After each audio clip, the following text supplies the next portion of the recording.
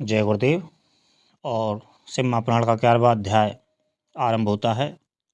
और सर्वप्रथम अपने गुरुचरण का स्मरण करके श्री गणेश का ध्यान करके और भगवान भोलेनाथ और माता गौरा पार्वती का हम ध्यान करके इन्हीं के साथ साथ में 11वां अध्याय आरंभ करता हूँ। और शिवलिंग स्थापन। यह सुनकर ऋषियों ने पूछा, हे सूत जी, कैसे लिंग की स्थापना करनी चाहिए और उसके क्या लक्षण हैं, जिस देश में अथवा काल में, तथा जिस प्रकार उसका अर्चन करना योग्य है, कृपा कर मुझे यह बतलाइए। श्री सूत जी बोले, हे ऋषियों, गंगादि पवित्र नदियों के तट पर अथवा जैसी इच्छा हो वैसे ही लिंग की प्रतिष्ठा करें, किंतु पूजन नित्य होता रहे। पृथ्वी संबंधी दिव्य जल में अथवा तेजस अर्थात धातु आदि से बना हुआ जैसी रुचि हो वैसे लिंग का रोपण करें। क्षर मूर्ति बनानी हो तो छोटी बनावे, अक्षर बनानी हो तो बड़ी बनावे। शिवजी के लक्षणों से संयुक्त सिंहासन पर मूर्ति को पधरावे। मिट्टी, पत्थर और लोहा आदि के सांचे से इन्हीं धातुओं का 12 अंगुल का लिंग उत्तम होता है। यदि इससे न्यून होगा तो न्यून फल देगा। अधिक अंगुल का होने से कुछ दोष भी नहीं है। लिंग या बेर मूर्ति दोनों ही की पूजा शिव पद को देने वाली है। लिंग का स्थावर जंगम, यह भी 2 रूप हैं। स्थावर लिंग रूप तरु, गुल्म, लता आदि हैं और जंगम लिंग कृमि, कीट आदि हैं। विद्वान जन स्थावर जंगम में ही इन्हीं को संभाल कर इनमें सुखपूर्वक अनुराग रखते एवं इस प्रकार की शिव पूजा करते हैं। तथा कोई भक्त श्री शिव जी की गोद में श्री उमा पार्वती जी को बैठाकर उन भगवान की पूजा करते हैं और इस प्रकार के महालिंग की स्थापना कर उनको अनेक प्रकार से पूजते हैं। गुरु से जानकर स्नान, वस्त्र, गंध, पुष्प, धूप, दीप, तांबूल, नैवेद्य, अर्घ्य, तर्पण और नमस्कार आदि करे। इससे शिव पद को प्राप्ति होती है। लिंग चाहे मनुष्य या ऋषियों द्वारा स्थापित किए गए हों, नए स्थापित हो या स्वयं प्रादुर्भूत हों, सबके उपचार की उपरोक्त एक ही विधि है। यदि कोई नियम पूर्वक शिवजी का दर्शन करता है तो उसे भी शिवलोक की प्राप्ति हो जाती है। पीसी हुई मिट्टी में गोबर मिलाकर अथवा कनेर के फूल, अनेक प्रकार के फल, गुड़, मक्खन, भस्म, अन्न या जैसी इच्छा हो उससे लिंग बनाकर उसकी पूजा करे। कोई अंगूठे में ही शिवजी की पूजा कर लेते हैं। इसी प्रकार स्थान का भी कोई भेद नहीं है, जहाँ चाहे लिंग पूजन कर लेवे, इसका कुछ निषेध नहीं है। शिवजी सर्वत्र फलदायक हैं। जो श्रद्धापूर्वक शिव भक्त को लिंग दान या लिंग मूल्य देता है उसे महान फल की प्राप्ति होती है। जो नित्य 10,000 प्रणव का जप करता है अथवा प्रातः संध्या दोनों समय जो 1,000 जप करे तो उसे शिव पद की प्राप्ति हो। ब्राह्मणों को पंचाक्षर शिवाय नमः के जप में प्रणव लगाना चाहिए तथा फल प्राप्ति के लिए गुरु से दीक्षा पूर्वक मंत्र ले लेना चाहिए। मंत्र से योग्य है गुरु ज्ञानी होना चाहिए और उसमें भी ब्राह्मण होना योग्य है। ब्राह्मण को नमः शब्द पहले बोलना या लगाना चाहिए। अन्य वर्ण मंत्र में नमः शब्द कहें। स्त्रियां यथाविधि अंत में नमः शब्द लगावें। ब्राह्मण की स्त्री नमः पहले लगावे। जो इस प्रकार 5 करोड़ मंत्र जपे वह सदाशिव के समान हो जावे। 1, 2, 3, 4 करोड़ जपे तो ब्रह्मादिकों का पद पावे। यदि इस प्रकार जप और पूजा का क्रम चलावे तो नित्य 1-2 ब्राह्मणों को भोजन करावे। यदि कोई ब्राह्मण नित्य प्रायः 1008 गायत्री का जप करे या नित्य वेद मंत्र सूक्त को जपे तो वह शिव पद को पावे। इसके अतिरिक्त और भी बड़े बड़े मंत्र हैं कि जिनके जपने और वेद का पारायण करने से शिव पद की प्राप्ति होती है। मंत्रों में जो मंत्र अपने को प्रिय लगे उसे ही जपे। यदि कोई ओम इस मंत्र को 1000 बार जपे तो उसके सब मनोरथ पूर्ण हों। विद्वान को चाहिए कि वह आमरण शिव क्षेत्र में निवास करे। जहाँ कहीं मनुष्य द्वारा लिंग पधराया होता है वहाँ 100 हाथ तक पुण्य क्षेत्र होता है। वहाँ जो भी पुण्य कर्म किया जाता है उसका 100 गुना फल मिलता है। और जहाँ ऋषियों ने लिंग पधराया हो वहाँ 1000 हाथ तक, और जो लिंग स्वयं निकले होते हैं वहाँ पर 4000 हाथ की दूरी तक शिव क्षेत्र माना जाता है तथा उसका पुण्य भी वैसा ही उतना ही अधिक होता है। कवियों का कहना है कि ऐसे पुण्य क्षेत्र में कुआं, बावली, तालाब और तलाई आदि का होना आवश्यक है। उसे शिवगंगा कहते हैं। ऐसे स्थान में दान जप करना सर्वथा ही कल्याणप्रद है। दाह, दशाह, मासिक, सपिंडीकरण, वार्षिक पिंडदान, वर्षी आदि शिव क्षेत्र में करने से सब पापों से मुक्ति करा देता है।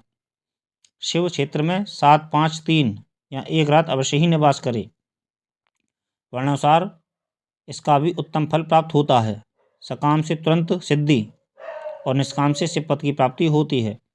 विशेषकर कलयुग में तो और भी सरल है। इतना सुनकर ऋषियों ने कहा, हे सूत जी, अब हमें ऐसे सभी पुण्य क्षेत्रों का वर्णन संक्षेप में सुनाइए कि जिसका सभी स्त्री पुरुष आश्रय लेकर शिव पद को प्राप्त करते हैं।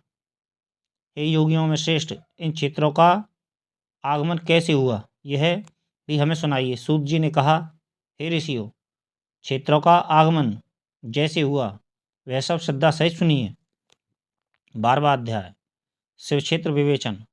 शिव जी बोले, हे बुद्धिमान ऋषियों, मुक्तिदायक शिव क्षेत्रों को सुनिए। गहन वनों और पर्वतों से युक्त इस भूमि का 50 करोड़ एक ऐसा विस्तार है कि जिस पर इस विस्तृत जगत में इसके निवासियों के कल्याणार्थ जहाँ तहाँ से शंभु भगवान ने कृपा कर अपने क्षेत्रों की कल्पना की है। इसके अतिरिक्त ऋषियों और देवताओं के ग्रहण और परिग्रहण से लोक रक्षार्थ स्वयं भी प्रकट हुए अनेक ऐसे क्षेत्र हैं कि जिनमें सर्वदा स्नान, दान और जप आदि करना योग्य है और ना करने से दुख, दारिद्र्य तथा गूंगेपन का विकार मनुष्य को घेर लेता है। अहो, ऐसे भारतवर्ष में प्राण विसर्जन करने वाला मनुष्य ब्रह्मलोक को प्राप्त कर पुनः मनुष्य योनि को प्राप्त करता है। क्षेत्र में पाप करना वज्र की तरह दृढ़ हो जाता है। अतएव हे मुनियों, पुण्य क्षेत्र में निवास करने पर किंचित भी पाप ना करे और जैसे भी हो सके मनुष्य को चाहिए कि वह सर्वदा पुण्य क्षेत्र में ही निवास करे। गंगा आदि नदियों के तट पर अनेकों तीर्थ हैं। 60 मुख वाली सरस्वती नदी बड़ी ही पुनीत है। उसके तट पर निवास करने वाला ब्रह्मपद को प्राप्त होता है। हिमालय से निकली हुई शतमुखी गंगा नदी पतित पावन है। उसके तट पर वास करे अथवा काशी आदि अनेक पुण्य क्षेत्र हैं कि जिनमें जाकर बसे। सोनभद्र के तट पर बसे, उसमें स्नान करने और वहाँ व्रत करने से गणेश पद प्राप्त होता है। महानदी नर्मदा के तट पर बसे, जो 24 मुखों वाली और वैष्णव पद प्रदान करने वाली है। 12 मुखों वाली तमसा नदी, 10 मुख वाली रेवा नदी और महापुण्यदायक गोदावरी नदी के तट पर बसे, जहाँ की बसने से ब्रह्महत्या तथा गौहत्या का भी पाप नाश हो जाता है। यह 21 मुख वाली गोदावरी रुद्रलोक को देने वाली है।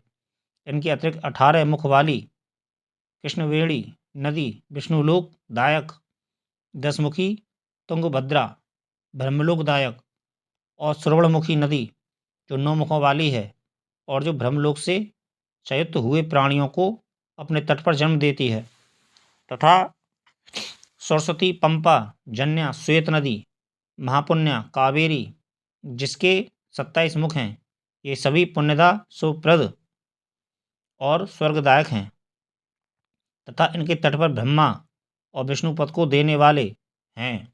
ये सभी पुण्य क्षेत्र शिवलोकदायक और शिव संबंधी अभिष्ट फलदायक हैं। इन सभी नदियों और क्षेत्रों में स्नान का अपना अपना उनका एक पृथक पृथक पर्व है। इन पर्वों और मुहूर्तों में जो इन इन नदियों में स्नान करता है उसे उनके महात्मा के अनुसार उत्तमोत्तम फलों की प्राप्ति होती है। यदि सदाचार, सद्वृत्ति और सद्भावना से बुद्धिमान पुरुष इन नदियों के तट पर निवास करता है तो उसे अनेकों प्रकार की रिद्धि सिद्धियां प्राप्त होती हैं। किंतु ऐसे पुण्य क्षेत्रों में थोड़ा भी किया हुआ पाप मनुष्य के बड़े से बड़े पुण्य का नाश कर देता है, और जब उतने ही समय तक उसके लिए प्रायश्चित करे तब वह क्षय होता है, क्योंकि पुण्य ही ऐश्वर्य को देने वाला है। कायक वाचिक पाप तो शीघ्र नष्ट भी हो जाता है, परंतु मानसिक पाप वज्रलेप के समान होता है जो कल्प कल्पांतर तक नहीं छूटता, और वह केवल ध्यान से ही छूटता है। जब ध्यान और तप से सब शरीर को सुखावे तब कहीं उनसे छुटकारा प्राप्त होवे। पुण्य पाप के 3 चक्कर हैं, बीज, वृद्धि और भोग। ज्ञान द्वारा इन तीनों को घटाया बढ़ाया जा सकता है, परंतु इस प्रकार के प्रयत्न की आवश्यकता ही क्या है। ना पाप करेगा, ना उनको शमन करने का यत्न करना होगा। अतएव जगत में निष्पाप जीवन ही उचित है, और मनुष्यों को सच्चा सुख तभी प्राप्त होता है। 13वां अध्याय, सदाचार विवेचन। ऋषि बोले, हे विद्वान सूत जी, अब आप हमें यह बतलाइए कि धर्म क्या है और अधर्म क्या है, कि जिनसे स्वर्ग और नरकादि लोकों में जाना पड़ता है, तथा वह सदाचार क्या है जिससे इन पर विजय प्राप्त किया जावे। सूत जी बोले, हे ऋषियों, ब्राह्मण, क्षत्रिय, वैश्य और शूद्र, इन चारों वर्णों को उचित है कि वे सूर्योदय से पूर्व उठकर अपने इष्ट देव का ध्यान करें, फिर अपनी उन्नति के लिए धर्म, अर्थ और अपने पर आने वाली आपत्तियों तथा अपने आय व्यय पर पूर्णतया विचार करें। पूर्व दिशा की ओर मुख करके बैठने से उत्तम फल की प्राप्ति होती है। रात्रि का अंतिम पहर उषा कहलाता है।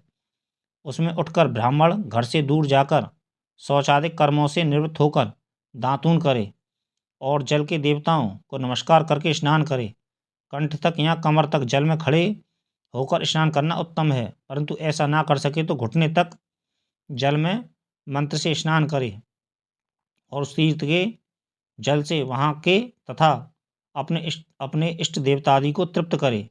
फिर धोती पहनकर पंचकच्छ 5 प्रकार के कपड़े पहने, फिर गीले वस्त्र को बिना साबुन से धोवे और अपने पितरों को तृप्त करे। पश्चात आचमन कर संध्या उपासन करे, गायत्री के मंत्र जपे और सूर्य को अर्घ्य देवे।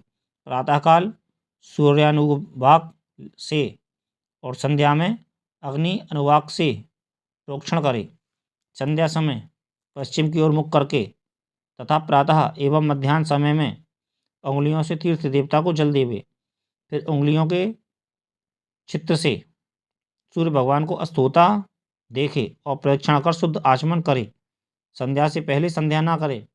संध्या हो जाने पर ही संध्या करनी योग्य है। नित्य प्रति जितना जाप करना हो उससे 100 गायत्री अधिक जपे। गायत्री जपने का यह प्रमाण है कि 10 दिन में 1 लाख गायत्री का जप पूरा करे। इस प्रकार देवताओं को तृप्त करने से अर्थ की सिद्धि होती है। जीव और ब्रह्म को जानकर प्रणव का नित्य अभ्यास करे और यह समझे कि रुद्र भगवान ही तीनों लोकों की सृष्टि के रचयिता, स्थितिकर्ता और सहर्ता हैं। इस प्रकार उनमें ज्ञान, कर्म, मन और बुद्धि लगा देने से वे परमात्मा भोग, मोक्ष और धर्म को देते ही हैं, साथ ही ब्रह्मपद भी प्रदान करते हैं। ब्राह्मण को उचित है कि वह नित्य 1000 गायत्री मंत्र जपे। सोहम भावना से जप करता हुआ जीव को परब्रह्म परमेश्वर से जोड़ देवे। इस प्रकार 1000 बार का जप ब्रह्मपद और 100 का जप इंद्रपद को देने वाला है, तथा इससे कमती बढ़ती जप अपनी रक्षा के लिए और ब्राह्मण योनि प्राप्त होने के लिए, परंतु नित्य सूर्य के सम्मुख जप करना चाहिए। 70 वर्ष तक नियम पूर्वक ऐसा जप करे, फिर संन्यास ले। नित्य प्रातःकाल 12,000 ओमकार का जप और हिसाब करके महीने भर में 1.5 लाख का जप पूरा करे। कम ना हो, तभी वह सच्चा सन्यासी है। जो इस प्रकार मंत्र ग्रहण करता है उसके सभी दोष शीघ्र ही दूर हो जाते हैं, अन्यथा वह रौरव नरक में जाता है। ब्राह्मण को योग्य है कि वह सर्वदा ब्रह्म ज्ञान का अभ्यास करे। इससे धर्म और धन तो संचय होगा ही, यदि नियम पूर्वक उसके उपार्जन का यत्न करे, परंतु यह अपनी मनसा पूर्ण करने वाला गृहस्थों का धर्म है, क्योंकि धर्म से अर्थ, धन अर्थ से भोग और भोग से वैराग्य उत्पन्न होता है, परंतु विपरीत अधर्म से पैदा किए धन के उपभोग से मोह की प्राप्ति होती है। अतः धर्म दो प्रकार का है, एक देह से, दूसरा धन से। धन से यज्ञादिक धर्म होता है और शरीर से तीर्थ स्नान आदि धर्म होता है। धन से धर्म और तप से दिव्य रूप की प्राप्ति होती है, किंतु निष्काम कर्म से शुद्ध और उसके पश्चात ज्ञान प्राप्त होता है। सतयुग के प्रारंभ में तप की ही प्रशंसा थी, किंतु कलयुग में धन की प्रधानता है। सतयुग में ध्यान से ज्ञान की प्राप्ति होती थी, त्रेता में तप से, द्वापर में भजन से, किंतु कलयुग में प्रतिमा पूजन से ज्ञान की उपलब्धि होती है। जो जैसा पाप पुण्य करता है उसे वैसा फल मिलता है। हिंसा ही अधर्म का स्वरूप है तथा अहिंसा धर्म का रूप है। अधर्म से दुख और धर्म से सुख मिलता है। यदि कोई उत्तम ब्राह्मण को 100 वर्ष तक वृत्ति जीविका का खर्च देता है तो उसे ब्रह्मलोक प्राप्त होता है, तथा 1000 चंद्रान व्रत करने से भी ब्रह्मलोक की प्राप्ति होती है, क्योंकि जब तक जिसका जो अन्न खाता है तब तक वह जो कुछ आत्मविचार, कीर्तन, श्रवण आदि करता है उसका आधा फल दाता को पहुंचता है। इसी प्रकार लेने वाले को चाहिए कि वह जो चीज़ ले उसका अंश या सभी यथावसर दूसरे दीनों को दान करता रहे। वह तब करे या अन्य उचित साधनों से पाप संशोधन कर दे, अन्यथा वह रौरव नरक में पड़ता है। मनुष्य को चाहिए कि वह अपने प्राप्त किए धन का 3 भाग करे, 1 धर्म, 2 वृद्धि, 3 नित्य नैमित्तिक काम्य कर्म। धर्म से वित्त को बढ़ावे, बचत का कोष नियत करे, किसी को पीड़ा ना हो और अपना थोड़े में निर्वाह करे। यदि कृषि से उत्पन्न किया गया धन हो तो पाप शुद्धि के लिए उसका दशांश भाग दान कर दे, शेष से धर्मपूर्वक अपना संसार चलावे, अन्यथा रौरव नरक में पड़ेगा। यहाँ बुद्धि ही भ्रष्ट हो जाएगी, यहाँ अन्न ही ना पैदा होगा। ऐसे ही व्यापार से पैदा किए हुए धन का 6वां भाग दान कर देना चाहिए, क्योंकि अपने भोग की वृद्धि के लिए स्वयं बुलाकर दान देना अच्छा होता है। याचना करने वाले को यथाशक्ति सदैव दान दे और कभी नागा ना करे, क्योंकि मांगने पर देने से जन्म जन्मांतर के लिए ऋणी रह जाता है। बुद्धिमान को उचित है कि वह दूसरों का दोष दूसरों से ना कहे, सुना और देखा भी ना कहे। किसी को क्रोध उत्पन्न हो ऐसी भी बात ना कहे। प्रातः सायं दोनों समय संध्या और अग्निहोत्र करे, दोनों समय ना हो सके तो एक समय तो अवश्य करे। कभी ना बुझने वाली अजस्त्र अग्नि स्थापित करे, अथवा केवल जप मात्र और सूर्यदेव की ही वंदना ही करे। इस प्रकार आत्मकल्याण का इच्छुक यथाविधि नित्य ही ब्रह्मयज्ञ और देव पूजन किया करे। जो इस प्रकार नित्य अपने गुरु और ब्रह्म को पूजते हैं वे सभी सुख के भागी होते हैं। 14वां अध्याय अग्नि यज्ञादि विवेचन। ऋषि बोले, हे प्रभु, अग्नि यज्ञ, देव यज्ञ, ब्रह्म यज्ञ, गुरु पूजा तथा ब्रह्म तृप्ति को क्रम से हमें बतलाइए। सूत जी बोले, अग्नि में दिव्य द्रव्य युक्त हवन करना ही अग्नि यज्ञ है। हे ब्राह्मणों, यह अग्नि यज्ञ कई प्रकार का होता है। एक तो वह जो समिधा अग्नि में हवन की जाती है, दूसरी ब्रह्मचर्य अग्नि, जिसमें ब्रह्मादिक का बाहुल्य होता है। जब तक विवाह नहीं होता तब तक वह ब्रह्मचारी है, जब विवाह हो जावे तब 2 समय अग्नि यज्ञ करे। परंतु जिन महापुरुषों ने अपनी आत्मा में ही अग्नि आरोपण की हो और वो वनवासी हों तो ऐसे पतियों के लिए समय पर थोड़ा और हितकर भोजन कर लेना ही अग्निहोत्र है। विवाह के समय से अग्निसंधान को सदैव सुरक्षित रखना योग्य है। उसे कुंड या भाड़ में रखे जो कि सर्वदा सुरक्षित रहे और कभी न बुझे। ऐसी अग्नि अजस्त्र अग्नि कहलाती है। हे ब्राह्मणों, सायकाल की अग्नि आहुति से संपत्ति बढ़ाती है और प्रातःकाल की अग्नि आहुति से आयु बढ़ाती है तथा दिन में इंद्रादिक सब देवताओं के उद्देश्य से अग्नि को जो आहुति दी जाती है वह अग्नि यज्ञ देवयज्ञ कहलाता है। और ब्राह्मणों और देवताओं की तृप्ति के लिए एक बार यज्ञ करे, शेष समय वेद का अध्ययन करे। हे ब्राह्मणों, अब एक और आदर्श सुनो। आदि सृष्टि में करुणाकर महादेवी ने सर्वलोकों के उपकारार्थ सर्व औषधियों की औषधि प्रथम अपना बार अर्थात आदित्य बार बनाया और पुनः सप्ताह के शेष 6 दिनों को उनके गुणों के अनुसार उनकी वैसी रचना की।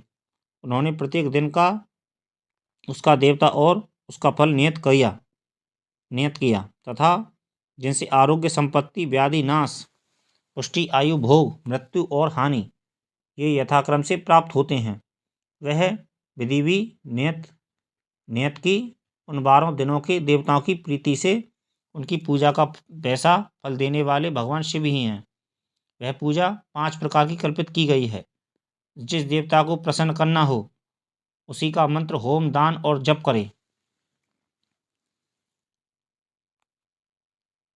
नेत्र, रोग व कुष्ठ की शांति के लिए आदित्य की पूजा कर ब्राह्मणों को भोजन करावे। 3 दिन, 3 महीने या 3 वर्ष अथवा इससे भी अधिक पूजा करे। यदि प्रारब्ध प्रबल हुआ तो गढ़ आदि रोग नष्ट हो जाएंगे, इसमें संदेह नहीं है। पापों की शांति के लिए रविवार के दिन की पूजा उत्तम है, जिसमें जप आदि से इष्टदेव को प्रसन्न किया जा सकता है। लक्ष्मी के लिए सोमवार को लक्ष्मी पूजा करे। रोग शांति के लिए मंगलवार उत्तम है और इस दिन काली आदि का भजन पूजन करे और उर्द, मूंग आदि 4 सेर देकर ब्राह्मणों को भोजन करावे। बुधवार के दिन विष्णु का दही से व अनेक प्रकार से भजन पूजन करे तो सर्वदा पुत्र, मित्र, कलह, स्त्री की पुष्टि होवे। बृहस्पति का दिन आयुवर्धक है। इस दिन ब्राह्मणों को गौ देवताओं को उपवीत वस्त्र चढ़ाकर क्षीर, दूध, घी से उनकी पूजा सेवा करे। भोगों का इच्छुक शुक्रवार को जितेंद्रीय हो सटरस भोजन युक्त देवताओं और ब्राह्मणों की पूजा करे। स्त्री प्राप्ति के लिए शनिवार के दिन रुद्र आदि का पूजन करे और तिल का होम, तिल का दान और तिल का भोजन करावे। साथ ही उन दिनों के उन देवताओं को नित्य पूजा, स्नान, दान, जप, होम और तर्पण करता रहे। देश काल पात्र का विचार कर जो श्रद्धा सहित इन 12 के नियमों का पालन करता है उसे इस देवोपासान द्वारा सब कुछ प्राप्त हो जाता है। ब्राह्मणों को मंत्रपूर्वक और शूद्रों को तंत्र विधि से पूजन कराना योग्य है। धनाभाव हो तो तब से देवताओं की उपासना करे, धनी हो तो धन से पूजा करे, परंतु जो कुछ करे श्रद्धा से करे। फिर तो उसके इस प्रकार करते रहने से समयानुसार उसे ज्ञान की प्राप्ति हो जाती है। जो ब्राह्मण इस अध्याय को पढ़ेंगे और दूसरों को सुनाएंगे उन्हें देव यज्ञ का फल प्राप्त होगा। तो ये मित्रों 11वें से लेकर 14वें अध्याय तक की कथा है और इससे आगे अगले एपिसोड में और अगले भाग में बताई जाएगी। तो अपने गुरुदेव का स्मरण करेंगे और भगवान भोलेनाथ के चरणों में ध्यान करते हुए जय गुरुदेव, जय महाकाल, हर हर महादेव।